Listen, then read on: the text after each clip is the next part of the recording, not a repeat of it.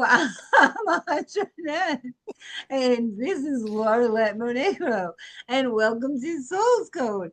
So I asked her for a change right before the show. What do you want to do the show on? She said, "What?" Because I never ask her. I always just go live.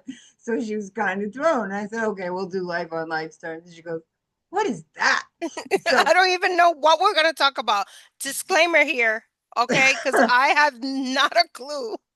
So life on life terms means that whether you're busy planning, that whatever you're planning for, things always can happen. They could go really right or really wrong. And Mm. you just got to kind of roll with the punches, kind of like our show. We never know what it's going to be about or where it's going to lead. We just kind of roll with the punches. We talk about things that are pressing in our everyday lives, and we give and take with the audience and with each other. So that's kind of what life on life terms are. Like if you're going for this great job interview, because all you ever wanted to be was the person in charge at that organization, and they tell you you're just not a good fit, right? And you're leaving and you're so disappointed, but the next week something better comes along. So when you're busy planning, life continues to happen. So, all these people are planning their business, planning their lives, planning their marriage, planning their future, and life is going to throw at you whatever it wants to do. So that's kind of what I want to talk about. Like, Mm. how to just kind of go with it, because we all seem to think that we have this great idea about what our lives should be and where it's going, and Mm. it doesn't always turn out that way. Yeah, And this is interesting. This is interesting. and usually it does turn out better than we planned. There's definitely something bigger than us, a greater connection moving us toward where we're supposed to be. And when we're in the thick of that, we often don't understand it. We have that disappointment, those resentments, and sometimes pure joy when they do go our way.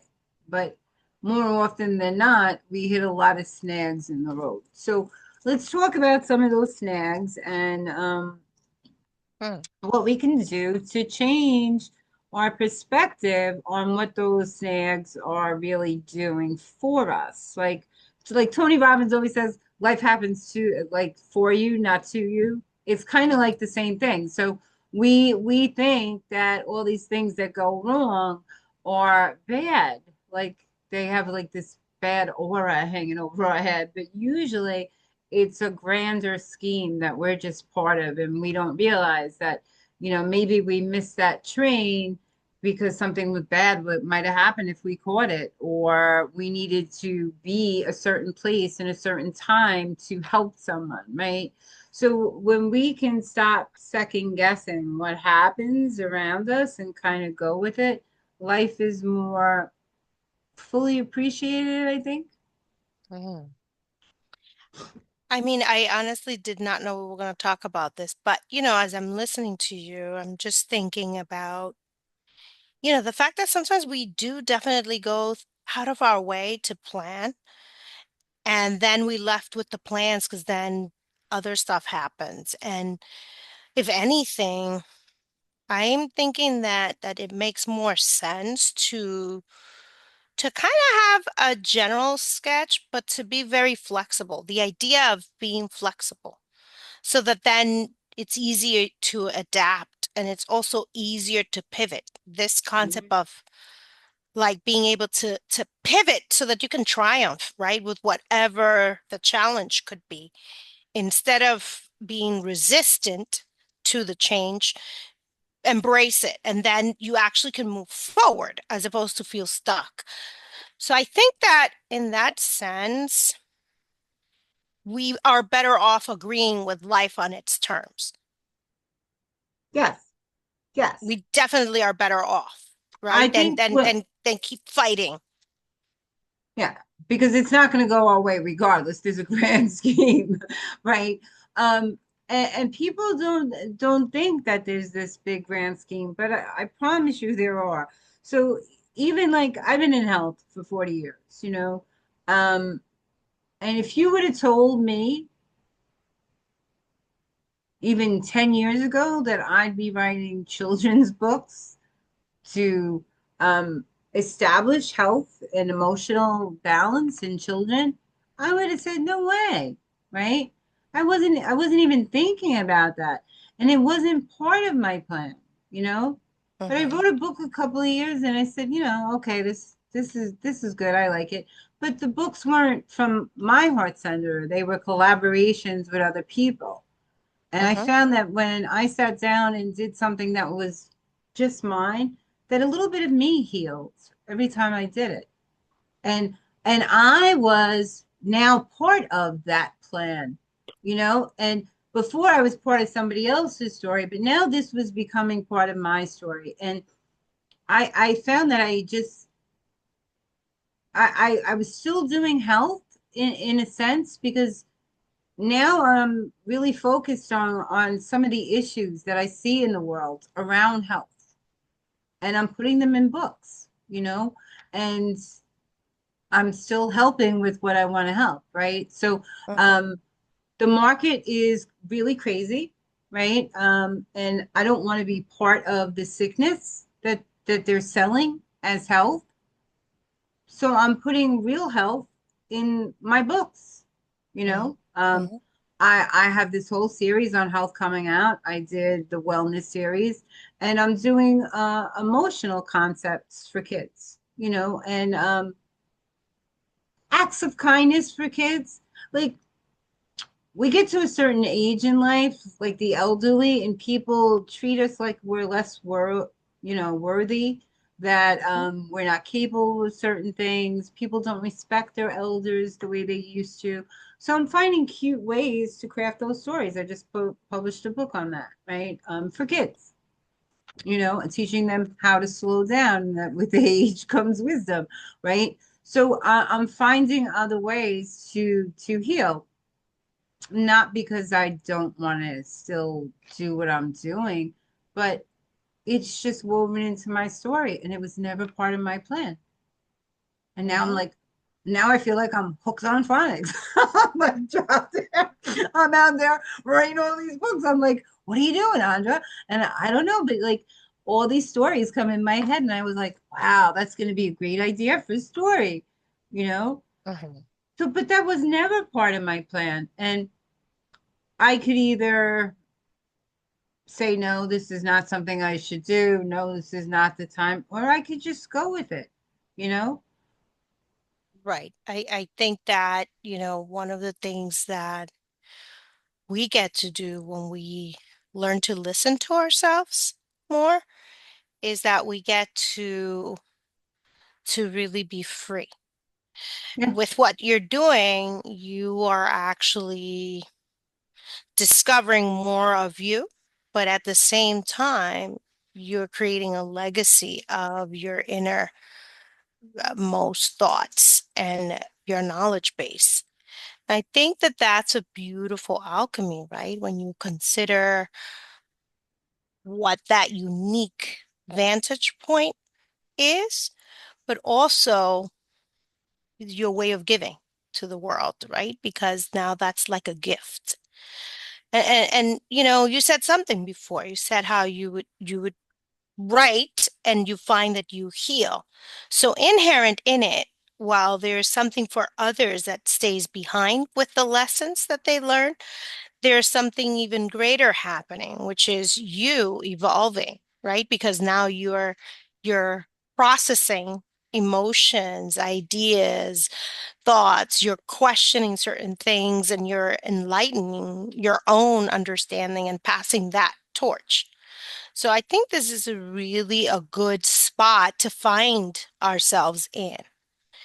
And that doesn't happen when we are not mature. So the reason for that is because when we're young, we are immature. We want everything fast. We believe so much that the world is this place that we're going to save, but we don't even know the how and we don't know the action. So we take on more than what we can really manage, and we end up failing and failing and failing.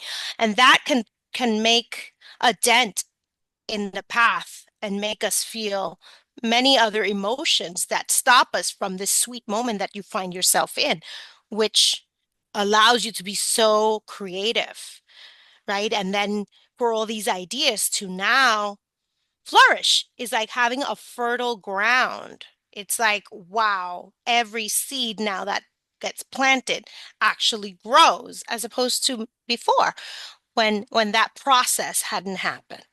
So I think that you're in a very special place. And this is why it comes across the way it does. And this is why the passion is there, the drive is there, the direction and clarity is there, the ideas are there. Um, because you actually have done that inner work, which is hard. That's hard work.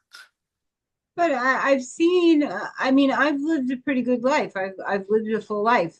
Um, I'm almost 60 years old, and there have always been things that bothered me. Like, I know my mother was treated different as she started aging in the work environment. Like, they didn't think she was capable of doing the same job as she got older. I see I've done geriatric care for a really long time, and they love to self-actualize and talk about their history and what they've done and teach the younger generation. But the younger generation really doesn't have the patience to sit there and listen, and they don't realize that that lets them heal and that lets them pass to the next segment of their life. They need Mhm. that, and that's their way of showing you their value. And often people won't sit there and listen. So, I mean, little things like that I've observed in the world, like geriatric people are going through really hard times right now. They feel isolated and alone. So that's a big part of senior society. They feel isolated and alone, and they think that, because they start to decline, they start to get sick, they can't move about as much, or they need a hip surgery, and they start feeling different in a way. And they Mhm. feel because they're not out as much, they don't realize, So those same seniors, if they're at the senior center, they see, oh, that hip surgery is no big deal. Mary and Sue had one too. And look at Bob, he's already walking, when they have something to compare it to. But society as a whole places value on the youth more so than the aging. And it wasn't always that way, and that's kind of where it's moving. There's a whole new movement, like, thriving after 50 and stuff like that. And I think that whole thriving after 50 comes from the way society makes people feel after 50, that women are now saying, oh yeah, well, we could still do this at 50, because it's a precedent people are setting in society. So I'm finding different ways to put my views out there with a nice message that teaches how to be love and compassionate at any age. If I did one on homelessness, but Mhm. for the grace of God, go I. Someone could just be down on their luck, right? But society makes all homeless people look bad. Like, people, they show very little compassion because of everything that's going on in the world with mental health. They see homeless people and they get scared. And those people were once like you and me. So we don't know what happened, or why they are where they are, right? But I want people to realize that even though they're going through a disadvantage in their life, or things aren't going well, there's still people in the center of that. And I think that society forgets the person that's in the middle. So I'm trying to bring those people in the middle out, because I'm into that healing from the inside out. I want people to see them who they are, because from my concept of human beings, we're all connected. We're all one big family. So when they talk about it takes a whole community to raise a child, we are that community. And we're all supposed to be working together towards the same goal. And I don't see society moving that way. I see um, people trying to, just run like crazy, run to the top, run to the finish line, run to work, run, run home. I don't see anybody really deliberately and intentionally crafting a plan about where this world is going and how we can make it better. So people are putting things out there, they're trying to help, they're trying to heal and all that stuff. But I don't know. It's more self-centered than heart-centered, right? And I don't mean that in a bad way where business is, a self-centered thing, but I think we got to remember why we start to do some things, what our intentions are behind what we're doing. And I find that the books kind of brought that back in me. Like, if I'm healing people, it makes you think, right? If I'm in with a patient, right, and she's non-compliant, right? I have to find out why this patient's non-compliant because I want her to get well. And maybe it's in the teaching style, maybe they're using medical jargon. So sometimes I have to move out of what's familiar to me to understand where she's coming from. So that's kind of where I'm pivoting with the books because people are at different levels. Some people might want to try to get healthy on their own.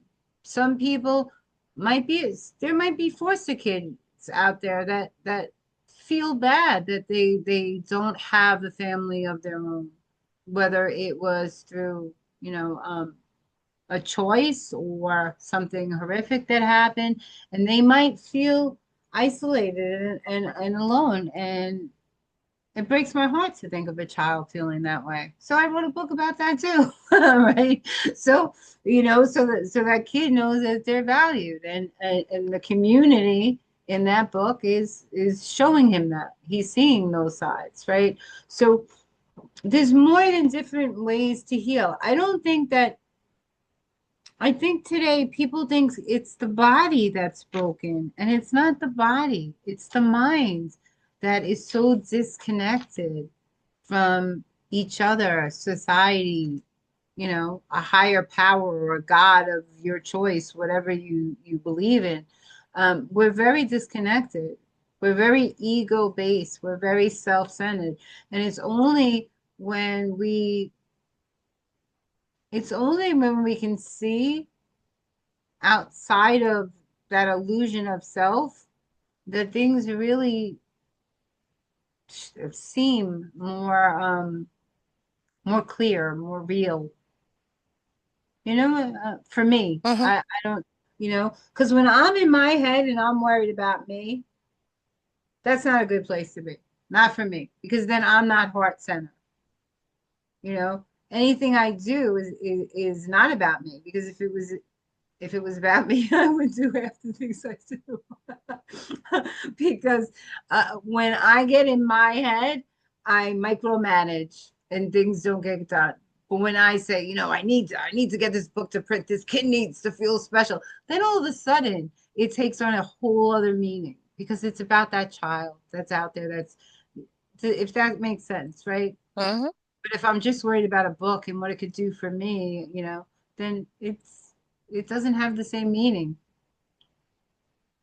Well, I'm listening to you and I'm thinking, how much of what we see in terms of this American society differs from other societies in terms of the geriatric population. I think it has to do with culture, where, even the concept also as a group of being a collective as opposed to the independent, you do and you go and you be it all.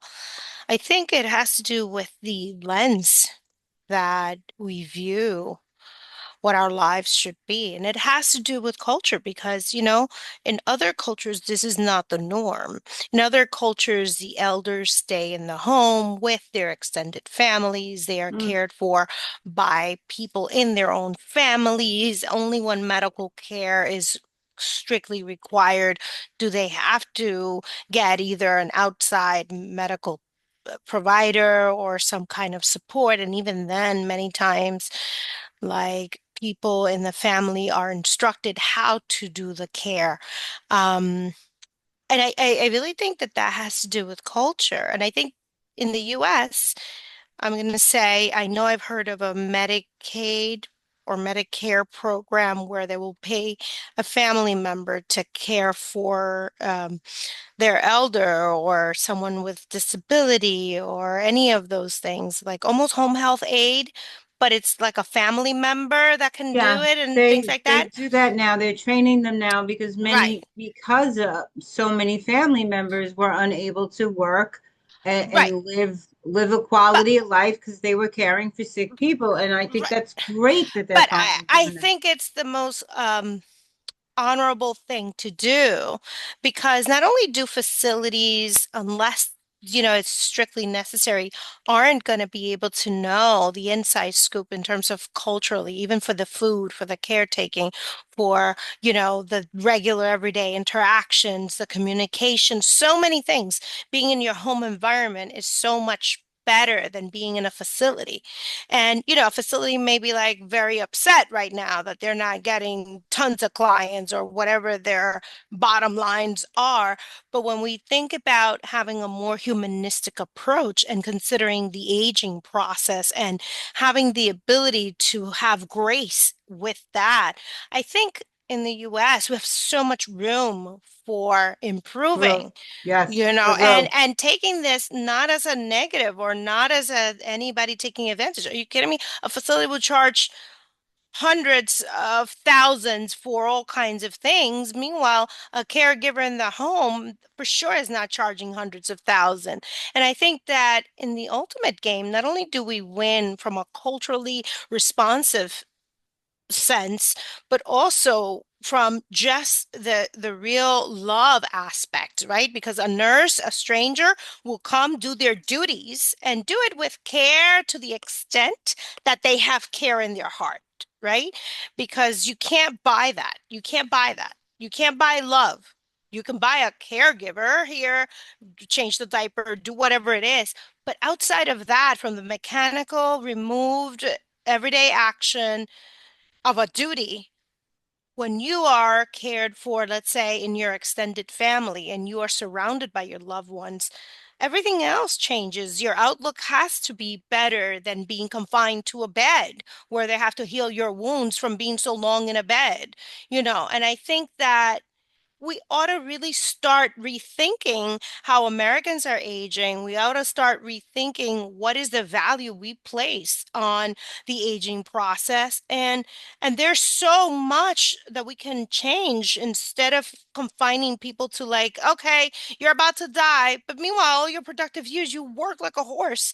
You should be able to have vibrancy. You should be able to have access to outdoors. You should be able to have amazing opportunities. And I think we need to start really thinking differently and get away from many old paradigms that I think are totally destructive to the well-being of people as they age.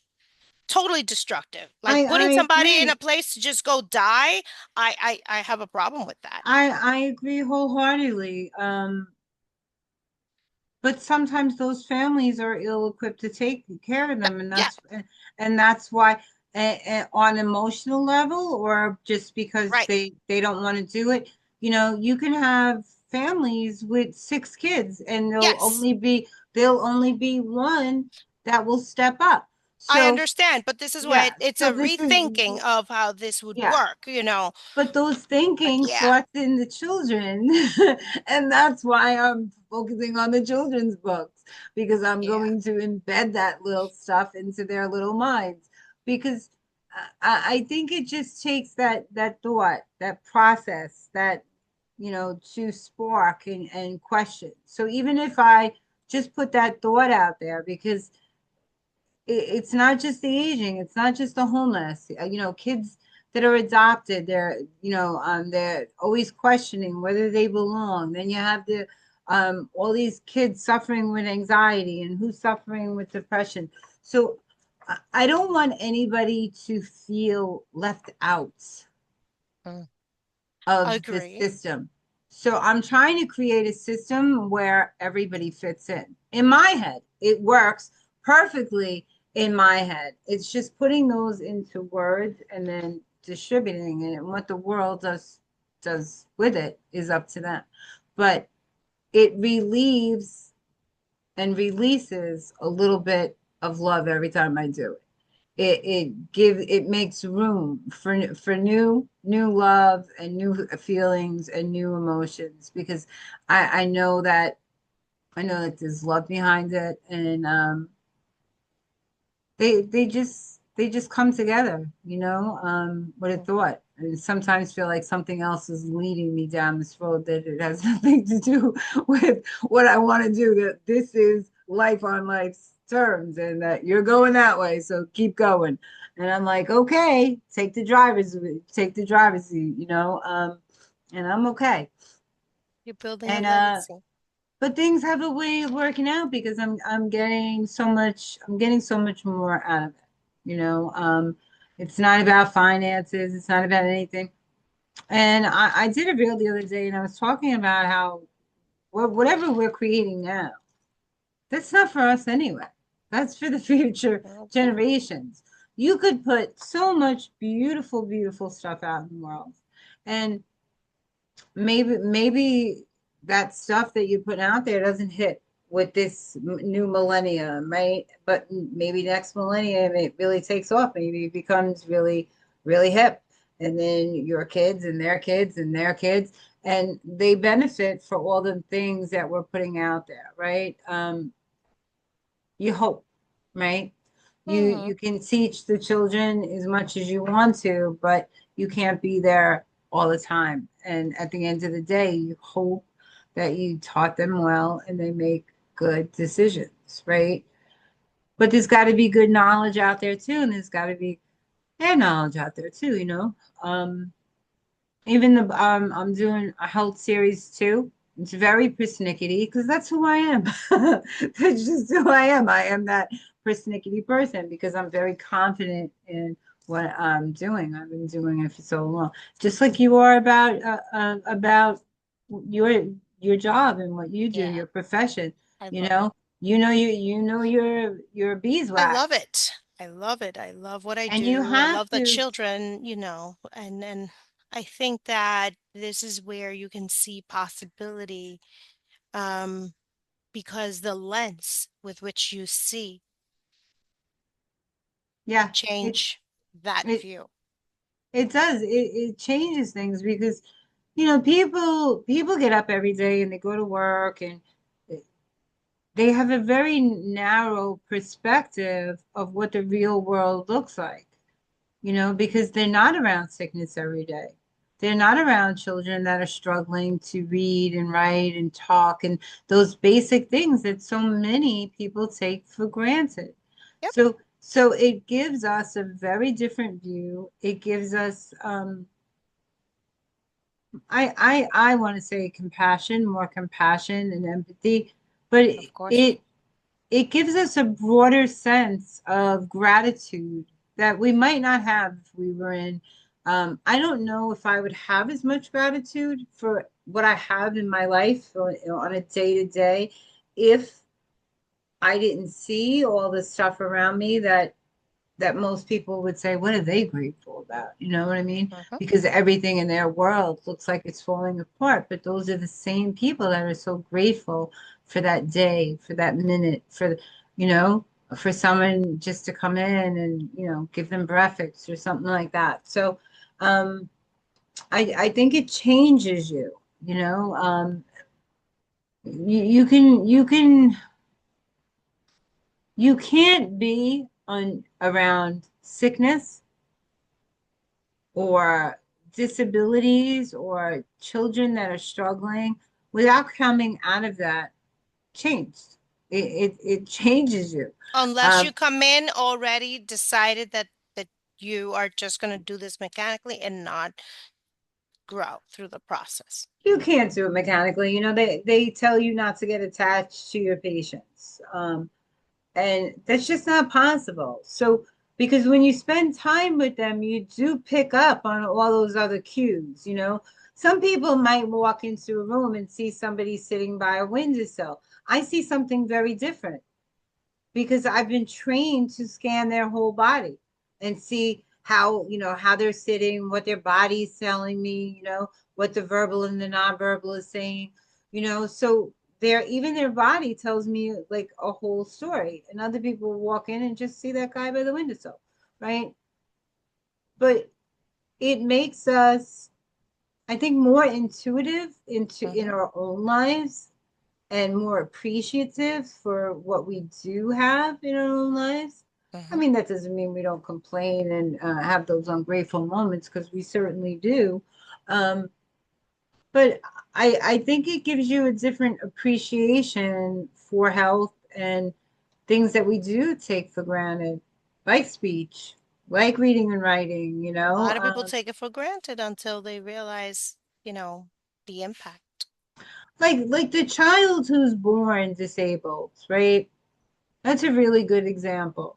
So somebody's born and they're faced with a life in a wheelchair, right? You see these kids that were born without legs, right, or toes, and they find ways to pick things up, hands. I actually saw on BGT the other day a magician that had no fingers. It was incredible. Mm-hmm. He was great, right? But because they're born that way, they don't know any different, and they've grown accustomed to figuring things out and still living full lives. But if you took someone that was our age or younger and they suddenly became disabled, it would be jaw dropping and devastating for them. And they might not be able to go on, right? So a lot of times we don't understand situations until we're actually in the thick of it ourselves.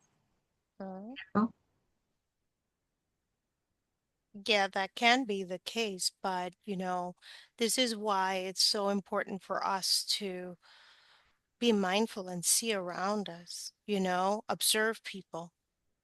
Um, I see all kinds of people. I see sometimes people totally bypass somebody who needed some of their kindness and compassion, right? Not pity, but the compassion to realize there's a valuable human being there, patiently waiting to be acknowledged because they can't run like you are doing. And it doesn't mean you don't proceed and do what you got to do. But I think the invitation is there when we see particularly people with disabilities. The invitation is there for all of us to practice a form of more openness and unconditional love for a humanity, for the human being that is in front of us. And when we look past whatever that disability or limiting issue is, then we're able to find our common ground and our uniqueness in the process. And we can then respect the human being. I think that unfortunately we put so much value into winning, into being number one, Mm, into all of these so other true. things that we kind of forget other qualities that make a whole human and the warmth that comes when we are able to support someone else in knowing that they're enough, right? And making them be supported for who they are, not what we wish them to be, but who they are. And then we can talk about how we can evolve, how we can grow, how we can improve and adapt and make changes and all of that stuff coming from a place of love, not a place of judgment and inadequacy. So I don't know that society is really mature enough in the emotional aspect of it, the spiritual aspect of it, the invitation of what we need to become as human beings towards one another I don't know because we have voices here that tell us, you got to produce $1 million. You got to produce the money for the mansion. You got to produce all of these different things. Meanwhile, when everything is said and done, health is number one. Health is number one. And if you're not well and you don't acknowledge those around you that may need that support, you have totally checked out. You're busy chasing all kinds of things that change continuously. They change continuously. The latest car, the latest trend, the latest everything will continue to change. And so it's a never ending quest.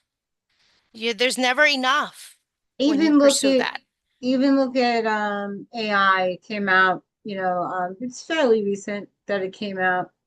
And every day there's a new model that's going up. You Yep, can be better and stronger. And people just keep buying them, yep. because it's like I don't know. They think if I just had this, I'll be better or stronger or faster. And the truth is that all the time it takes people to keep looking outside of themselves. They could really be honing in on their craft and really perfecting what they want to do or learning that stuff without buying the next new model and the next new model, right? Yeah. Um, but people have this concept that everything in life is replaceable. So it's coming from a place of lack, Yes. um, instead of realizing that there's really nothing here that's scarce. It's just our mentality that keeps us there, right? So um, I don't know. It's just I think that in today's society, there are a lot of people out there walking around feeling inadequate that suffer from low self-esteem, low self-confidence, and they keep reaching outside of themselves, believing that if they got this help or that help, that things would change. But the change really happens when you accept yourself on the inside for who you are, you know? I mean, I didn't just wake up fat one day. I got to it didn't happen overnight. I got to a place because I wasn't taking care of myself. Mm-hmm. I had several deaths in my house and I just stopped eating. And with my thyroid disease, it doesn't work. And I wasn't exercising and I wasn't doing all those things that I was doing before that, right? Yeah, it So becomes like a sense of abandonment, right? Through it all of these does. different issues that could come. And that's exactly part of what I see the symptom is a sense of abandonment of the core values and beliefs that make us realize how our shared humanity is at play. Whether it is that you're the CEO of a company or whether you are the one who cleans in that company, right? From the top to the bottom, there's an interconnectedness that when we stop and remove all of these different distinctions at the core of our humanity, if we align our values, then we're able to see where we That are we're all part of the alike same team. and But and, we're all and part we're of the we're same advancing, team. you know? But the janitor is just as important as anything else. Exactly. So, Yes. but you can't really heal until you accept where you're at. And a lot of people just don't get that. They think if they just had this, or they had the next shiny tree, Yep. or they do this course and they Whatever that run is. 20 miles, or they have liposuction, or they take this new weight loss pill. None of those things work until you find out what's going on in here, you know what I mean? Right. And your feelings about yourself. You have to identify your feelings about yourself and sit with that and say, what do I really feel about myself? Mm-hmm. You know, Mm-hmm. what do I think about myself? What are my aspirations for myself? How am I feeling right now? What does my body feel like? What is it saying to me? And when you can start asking those kind of questions and be open to some of those answers, even when they're hard, you will start to change. Things will start to shift naturally, right? Because you're looking at in instead of out. Because that concept that we're taught since we're children that, to be something more, we have to succeed or become or, marry or any of those things. is a bunch of horseshit. That's somebody else's ideas. And we're stuck in that whirlwind of disillusionment Yes. that maybe we didn't create those stories, but we continue perpetuating those lies Absolutely. every time we keep following that plan that somebody Yeah, else wrote. that whole paradigm. I'm thinking of the book The Four Agreements.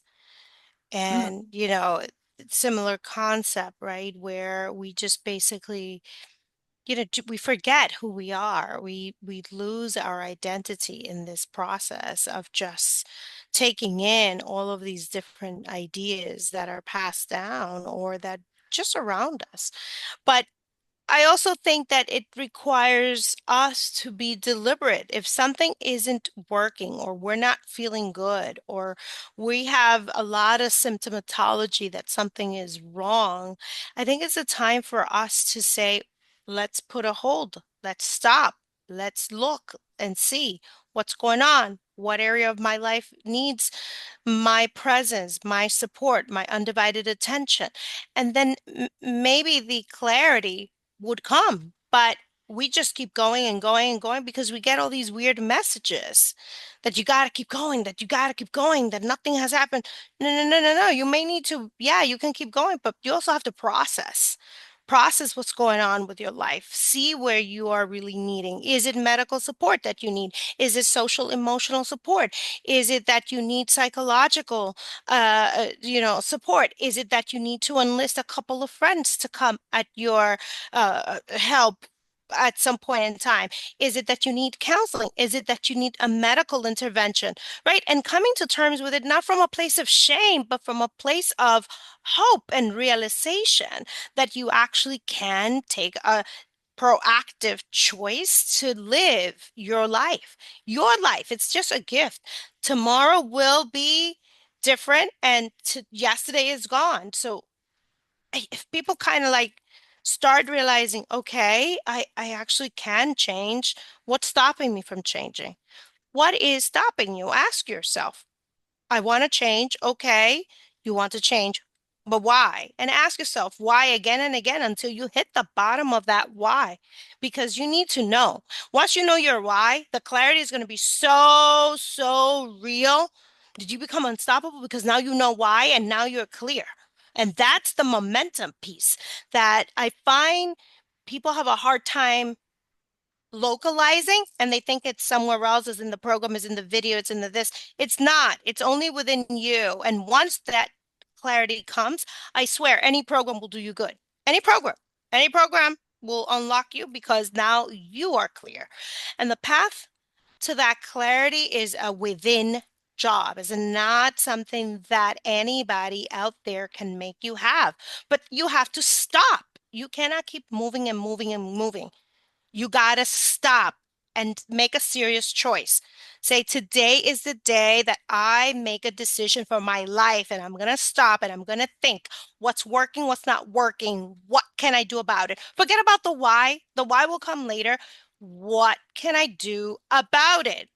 What would it take? That's like my favorite question recently. What would it take? And Yeah. once I sit down and I know what would it take, I swear you kind of know what to do. It becomes very clear. So I encourage everybody that follows us, that listens to us, whatever it is, whether it's your child with some issue, whether it's, a family member or you with a sickness, whether it's a emotional component, whether it's obesity, whether it's whatever, your gut, whatever the situation is, stop, ask yourself, what would it take for the change that you're looking for? And then, if you need some help, you can always send a message. And we will respond. We're gonna leave it there for tonight, though. We get on these little tangents sometimes. We can't help it. We just love having these great conversations. We want to thank you. We want to thank you for popping in and being a part of Soul's Code tonight. We do appreciate you and your viewership. So if you like what you hear here or what you see here, please like, subscribe, and ring that bell. Have a great day, guys.